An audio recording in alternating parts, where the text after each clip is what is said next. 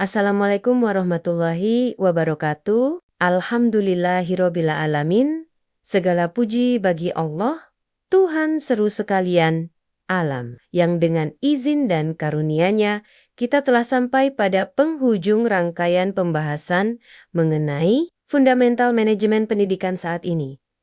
Sebuah perjalanan menelusuri konsep, konteks, fungsi, elemen pendukung, hingga pandangan ke depan tentang bagaimana mengelola institusi pendidikan secara efektif di era yang penuh dinamika ini. Menuntut ilmu adalah kewajiban, dan mengamalkan serta menyebarkan ilmu, terlebih yang berkaitan dengan amanah besar seperti pendidikan, adalah sebuah keniscayaan. Semoga apa yang telah kita diskusikan bersama dapat menjadi bekal berharga dan membawa manfaat. Salawat serta salam semoga senantiasa tercurah kepada Nabi Muhammad SAW, sang pendidik paripurna. Saudara-saudaraku, para pengelola pendidikan, para guru, para pemerhati, dan siapa saja yang menaruh harapan pada kemajuan pendidikan bangsa. Kini saatnya kita melakukan sintesis dan refleksi atas berbagai tema kunci yang telah kita kaji bersama. Apa benang merah yang dapat kita tarik? Apa pesan esensial yang perlu kita bawa pulang dan internalisasikan dalam praktik kita sehari-hari?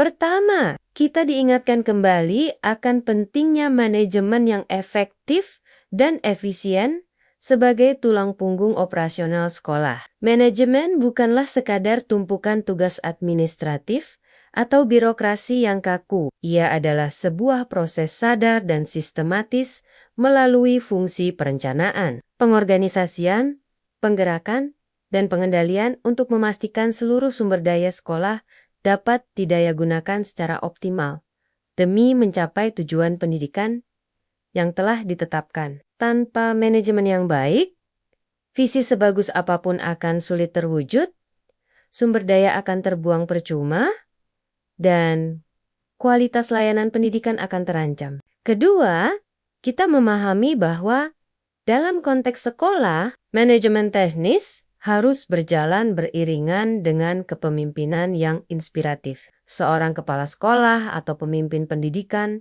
tidak cukup hanya menjadi manajer yang memastikan keteraturan dan efisiensi. Ia juga harus mampu menjadi pemimpin yang menetapkan arah, membangun komitmen, dan membangkitkan motivasi. Kepemimpinan instruksional yang fokus pada kualitas pembelajaran dan kepemimpinan transformasional yang mendorong perubahan dan inovasi adalah dua pendekatan yang sangat relevan saat ini. Keseimbangan antara menjaga stabilitas operasional dan mendorong perubahan positif adalah kunci kepemimpinan pendidikan yang efektif. Ketiga, kita menyadari betapa krusialnya kontekstualisasi dan adaptabilitas dalam manajemen pendidikan. Praktik manajemen tidak bisa satu ukuran untuk semua. Ia harus disesuaikan dengan konteks spesifik Indonesia, termasuk struktur sistem pendidikan nasional. Dinamika kebijakan yang sering berubah seperti implementasi, kurikulum merdeka, dan tuntutan transformasi digital, serta keragaman sosial budaya masyarakat kita. Lebih dari itu, di era VUCA ini, kemampuan untuk beradaptasi terhadap perubahan yang tak terduga dan membangun resiliensi institusi dalam menghadapi krisis menjadi kompetensi manajerial yang mutlak diperlukan. Keempat, di tengah berbagai tuntutan administratif dan manajerial, kita tidak boleh lupa akan fokus utama pendidikan yang bersifat holistik. Manajemen sekolah pada akhirnya harus bertujuan untuk melayani kebutuhan belajar dan perkembangan optimal setiap peserta didik. Ini mencakup tidak hanya pencapaian akademik, tetapi juga pengembangan karakter mulia, pemeliharaan, kesejahteraan, fisik, dan mental, serta penerapan prinsip kesetaraan dan inklusi agar tidak ada anak yang tertinggal atau terdiskriminasi. Dimensi kemanusiaan, harus selalu menjadi pusat dari setiap keputusan manajerial. Kelima, kita melihat pergeseran menuju pentingnya data dan refleksi dalam pengambilan keputusan. Era perencanaan berbasis data yang didukung oleh platform seperti rapor. Pendidikan menuntut manajer sekolah untuk tidak lagi hanya mengandalkan intuisi atau kebiasaan lama. Kemampuan untuk membaca, menganalisis, dan menginterpretasi data kinerja sekolah, serta memfasilitasi proses refleksi bersama, baik secara individual maupun kolektif melalui komunitas belajar atau forum supervisi yang konstruktif menjadi kunci untuk merancang program perbaikan yang tepat, sasaran dan mewujudkan siklus penjaminan mutu internal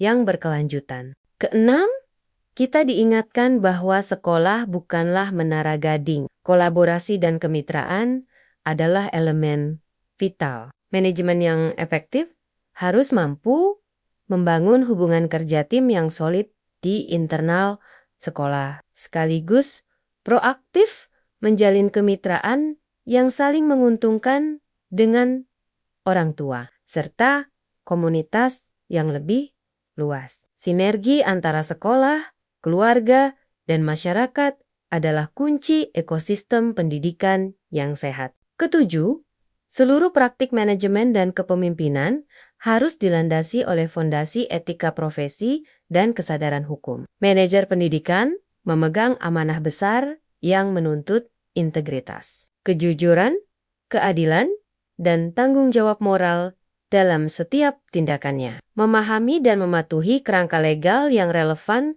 mulai dari Undang-Undang Sisdiknas, Undang-Undang Guru Dosen, Peraturan tentang SNP, Perlindungan Anak, hingga privasi data adalah sebuah keharusan untuk melindungi institusi dan seluruh warganya serta menjaga kepercayaan publik. Setelah melakukan sintesis tema-tema kunci ini, mari kita sejenak melakukan refleksi akhir dan melihat tantangan ke depan. Tidak dapat dipungkiri, peran sebagai manajer atau pemimpin pendidikan di Indonesia saat ini adalah peran yang sangat kompleks dan penuh tantangan. Mereka dituntut untuk mampu menyeimbangkan berbagai peran sebagai administrator yang memastikan operasional berjalan lancar, sebagai manajer sumber daya, sebagai pemimpin instruksional yang fokus pada kualitas pembelajaran, sebagai agen perubahan yang mengawal implementasi kebijakan baru,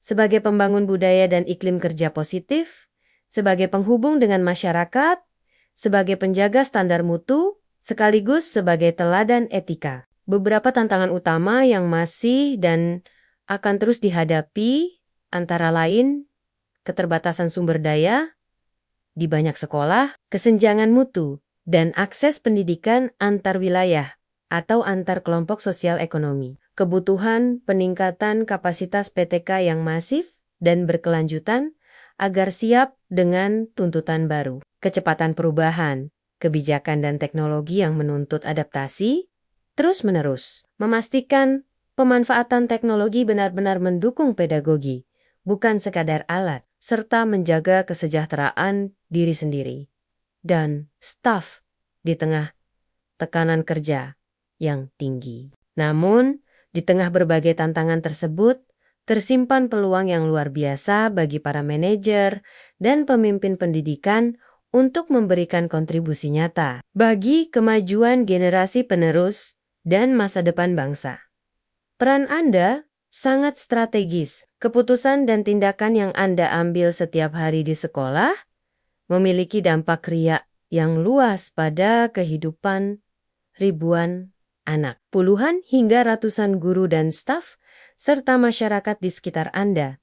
Oleh karena itu, izinkan saya menyampaikan seruan aksi atau ajakan bersama. Bagi Anda yang saat ini sedang menjabat sebagai pemimpin atau manajer pendidikan, marilah kita jadikan semangat pembelajaran sepanjang hayat sebagai napas kita. Teruslah belajar, teruslah berefleksi, jangan ragu untuk beradaptasi dan mencoba inovasi. Perkuat kolaborasi dengan rekan sejawat baik di internal sekolah maupun antar sekolah. Dan yang terpenting, pimpinlah dengan hati, dengan integritas, dengan fokus utama pada kepentingan terbaik peserta didik kita. Terapkanlah prinsip-prinsip fundamental manajemen yang efektif dan efisien ini dalam praktik nyata. Bagi Anda, para guru atau staf yang memiliki aspirasi menjadi pemimpin di masa depan, mulailah mempersiapkan diri dari sekarang. Pelajari kompetensi-kompetensi yang dibutuhkan. Carilah mentor yang bisa membimbing, ambil peran-peran kepemimpinan informal, sekecil apapun, dan terus kembangkan kapasitas diri Anda. Bagi semua pemangku kepentingan pendidikan pemerintah, dinas pendidikan, pengawas sekolah, orang tua, masyarakat, organisasi profesi, marilah kita berikan dukungan yang nyata kepada sekolah dan para pemimpinnya dalam upaya mereka meningkatkan mutu dan menavigasi tantangan zaman. Pendidikan, sekali lagi, adalah tanggung jawab kita bersama. Sebagai penutup, kita menaruh harapan besar pada masa depan pendidikan Indonesia. Harapan akan lahirnya sekolah yang tidak hanya unggul secara akademik, tetapi juga menjadi tempat yang aman, nyaman, inklusif, menumbuhkan karakter mulia, dan membekali siswa dengan kompetensi untuk masa depan. Harapan akan hadirnya para pemimpin dan manajer pendidikan yang kompeten, adaptif, berintegritas, visioner, dan senantiasa berpusat pada peserta didik. Perjalanan ini panjang dan tidak mudah, tetapi dengan niat yang lurus, ikhtiar yang sungguh-sungguh, kerjasama yang erat, dan pertolongan dari Allah Subhanahu wa Ta'ala, insya Allah kita bisa mencapainya. Allahumma sholli ala Sayyidina Muhammad wa ala ali Sayyidina Muhammad. Ya Allah, berkahilah ilmu yang telah kami pelajari, berikanlah kami kekuatan untuk mengamalkannya dalam kebaikan. Dan jadikanlah kami bagian dari solusi untuk kemajuan pendidikan umat dan bangsa ini. Ampunilah segala hilaf dan kekurangan kami selama penyampaian materi ini. Wassalamualaikum warahmatullahi wabarakatuh.